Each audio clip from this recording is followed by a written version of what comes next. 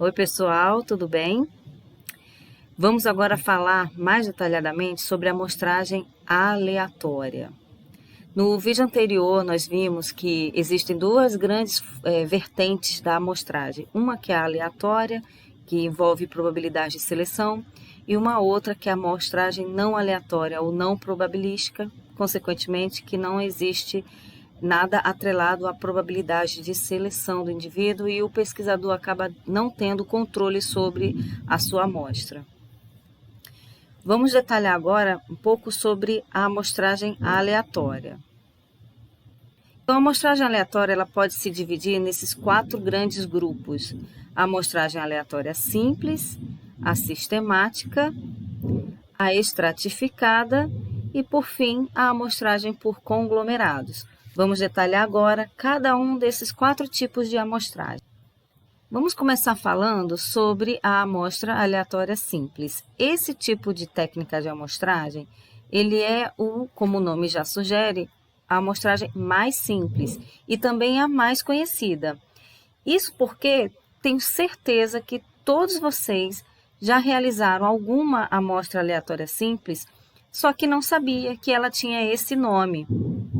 Quando nós realizamos sorteios, rifas, bingos ou até sorteio do aluno que vai apresentar o trabalho final da disciplina, nós estamos, no fundo, realizando uma amostra aleatória simples. Isso porque, para a realização desse tipo de amostragem, eu preciso ter uma listagem de todos os indivíduos da minha população e aí eu sorteio.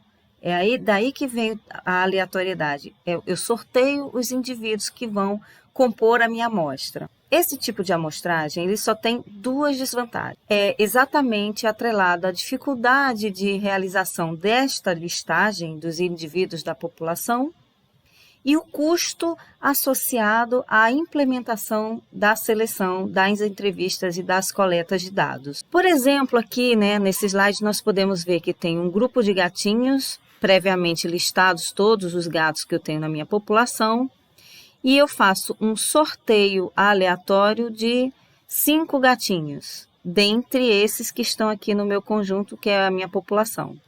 Então, é simples assim, sortear alguns gatinhos dentro de uma lista de gatinhos. Nos próximos slides, nós vamos ver como a gente pode contornar o problema, as desvantagens da amostra aleatória simples. Vamos começar falando sobre a amostra sistemática.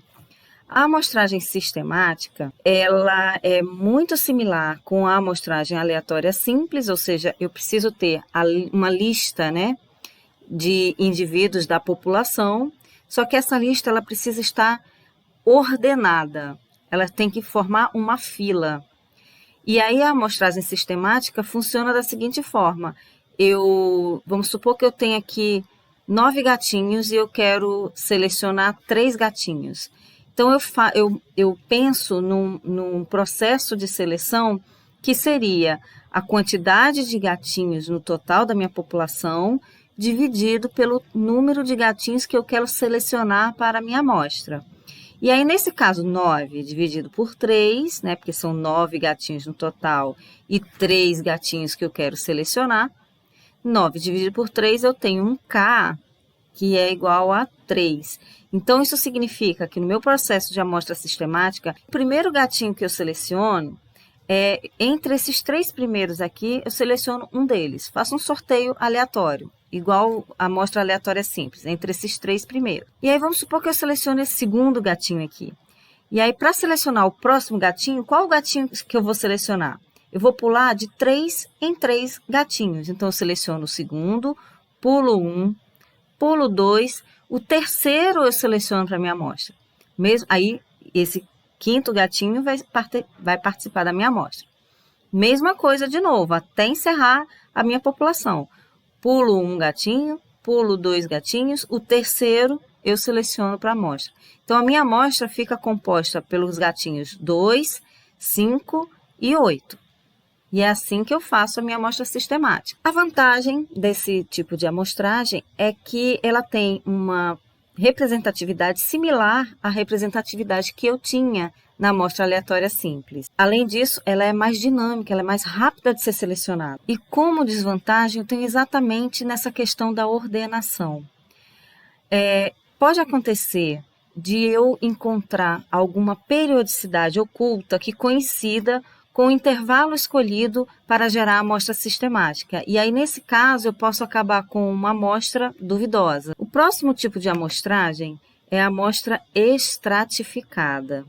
Essa amostragem, como a gente pode ver aqui, no exemplo dos gatinhos, nada mais é do que dividir a população em grupos, de maneira que um indivíduo só pode fazer parte de um grupo.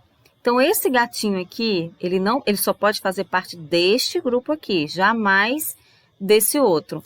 Nesse exemplo, eu estou dividindo os gatinhos em dois grupos. Um grupo de gatinhos amarelos ou laranjas e o outro de gatinhos cinzas ou marrons.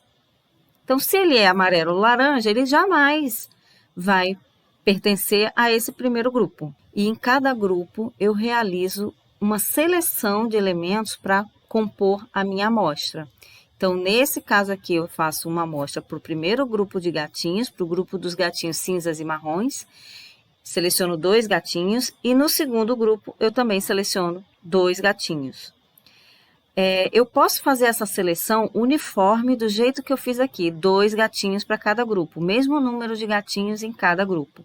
Ou eu posso fazer uma amostragem proporcional, e se eu fizesse isso, eu teria mais gatinhos selecionados nesse primeiro grupo, porque eu tenho mais gatinhos no primeiro grupo. Uma característica importante da amostra estratificada é que dentro dos grupos, os elementos são homogêneos, ou seja, ele tem alguma característica comum, que no nosso caso é a cor da pelagem, né, dos gatinhos, certo? Mas entre os grupos, eles são heterogêneos. Os grupos são heterogêneos, mas cada grupo tem seus elementos dentro dele homogêneos. Guardem essa informação que ela vai ser muito importante para distinguir do próximo tipo de amostragem que a gente vai falar agora.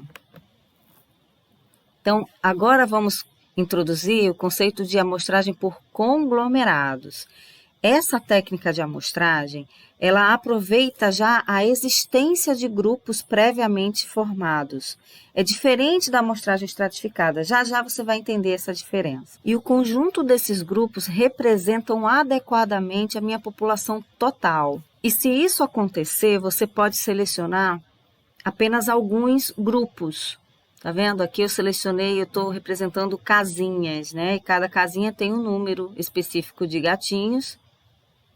E eu seleciono, nesse exemplo aqui, 3 casinhas.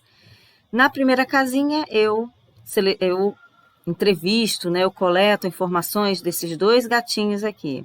Na segunda casinha, ele tem esse gatinho malhadinho aqui.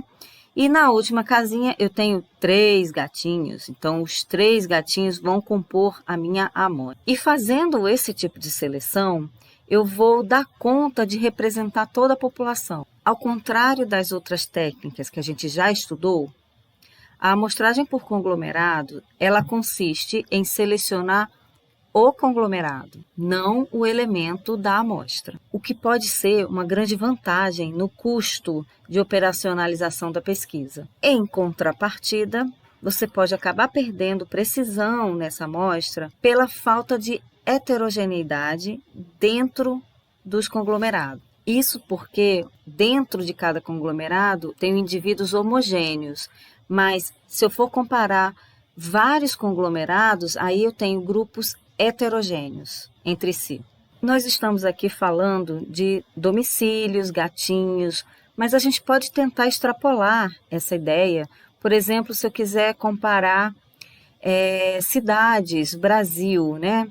Eu seleciono algumas cidades para compor a minha amostra e dentro dessa cidade eu vou fazer alguma forma de amostragem também, ou vou entrevistar todos os indivíduos. E isso é uma estratégia muito mais interessante do que ter que ir a campo para todos os mais de 5.000 municípios do Brasil. Agora você já deve estar pensando, mas qual a diferença entre a amostragem por conglomerados, que é essa que acabamos de ver, com a amostragem estratificada que vimos anteriormente. Vamos falar sobre essa diferença.